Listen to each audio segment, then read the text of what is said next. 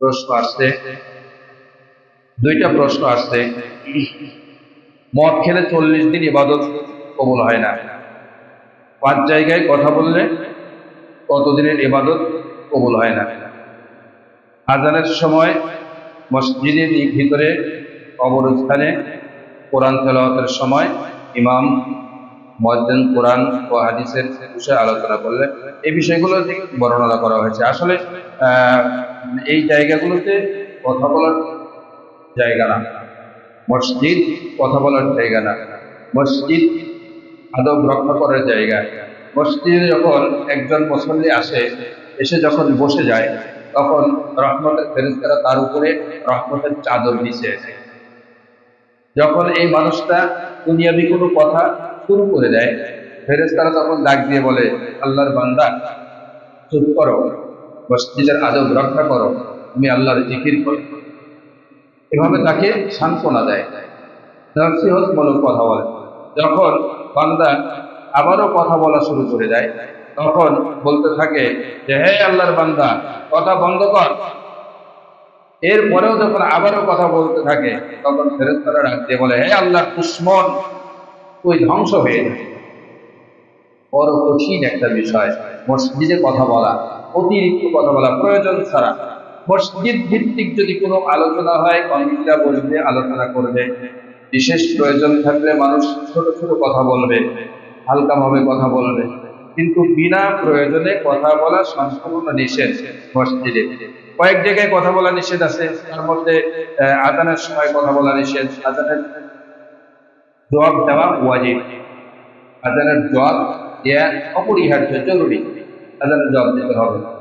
এরপরে কবরস্থানে কবরস্থানে গিয়ে এমন ভাবে দাঁড়াতে হবে যে আমি এখানে আসবো, আমার মতো বহু লোক এখানে আসছে, আমার মতো ঘোরাফেরা করেছিল, তারা কবরস্থানে আসছে, দোয়া দরুদ করে ব্যক্তির কথাটাকে স্মরণ করা। প্রয়োজন থাকলে কথা বলবে, বিনা প্রয়োজনে কথা না বলা। কোরআন তেলাওয়াতের সময় কথা বলা যাবে না। এরপরে ইমাম সাহেব যখন খুতবা দান করেন, ইমাম সাহেবের খুতবা দেওয়ার সময়, ইমাম সাহেব যখন খুতবা দেওয়ার জন্য মেম্বারে দাঁড়াবে, খুতবা শুরু করার, খুতবা পাঠ করা হলো ফরজ। এই জুমার নামাজের খুতবা পাঠ করা ফরজ, দুইটা খুতবা পড়া ফরজ। আর এই খুতবা মনোযোগ সহকারে শোনা ওয়াজিব। যদি কোনো ব্যক্তি এই খুতবাটা না শোনে আর এই খুতবার সময় যদি কথা বলে, তাহলে ওয়াজিব তরক করার গুনাহগার হবে। বড় কঠিন বিষয়।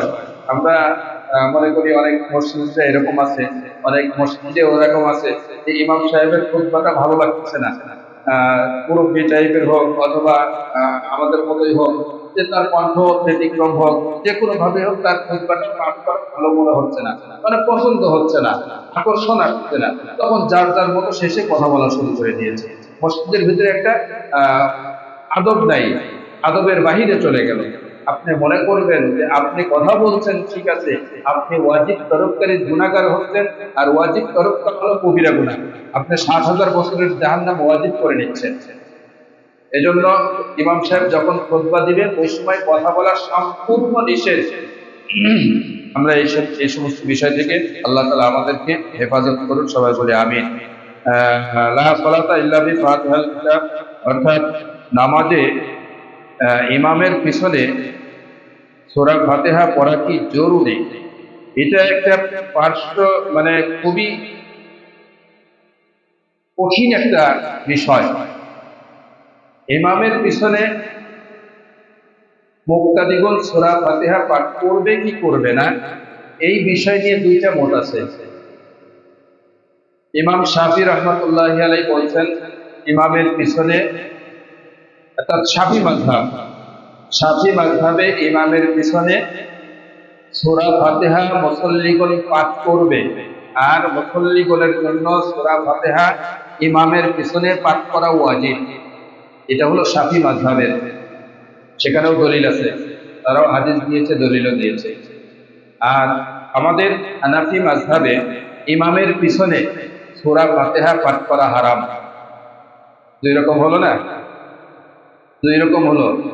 ইমাম শাফি রহমাতুল্লাহ আলাইহির মাযহাবে ইমামের পিছনে মুক্তাদিগণ সূরা ফাতিহা পাঠ করবে, আর এটা সূরা ফাতিহা পাঠ করা মুক্তাদিদের জন্য ওয়াজিব।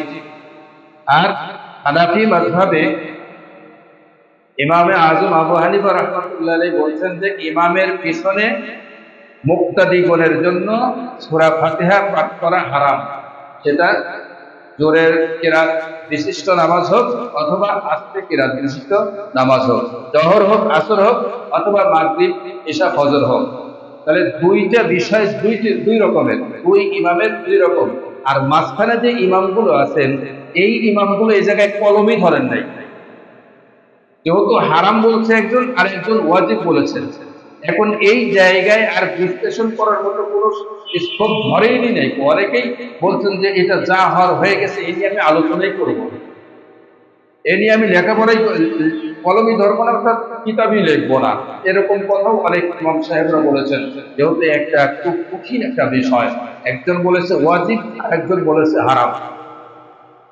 একজন বলেছেন ওয়াজিব আর একজন বলেছেন হারাম, এই বিষয় নিয়ে আলোচনা করতে হলে তো অনেক সময় লাগবে, অনেক সময় হয়ে যাবে। তো দেখা যাবে যে আমি সময় পাই বের হয়ে যাবে, অনেকটাই পার হয়ে যাবে।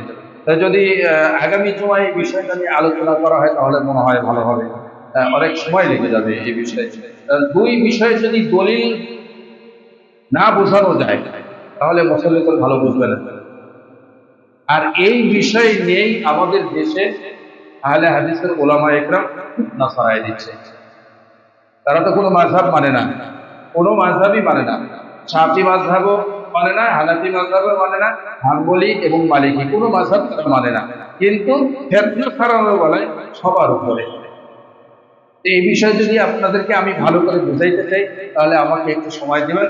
আগামী জুমায় সময় বেশি করে দেবো। আমি 5 মিনিট আগে থেকে আপনাদেরকে এই বিষয় নিয়ে আলোচনা করা শুরু করব, যাতে করে বিষয়টা ভালোভাবে আমরা বুঝতে পারি আমাদের মাযহাব শক্তিশালী নাকি শাফি মাযহাব শক্তিশালী, নাকি আহলে হাদিস যা দখল করতেছে সেটা শক্তিশালী। আমরা এই বিষয় নিয়ে আগামী জুমায় ইনশাআল্লাহ আলোচনা করবো। আল্লাহ তাআলা সবাই বলে আমিন।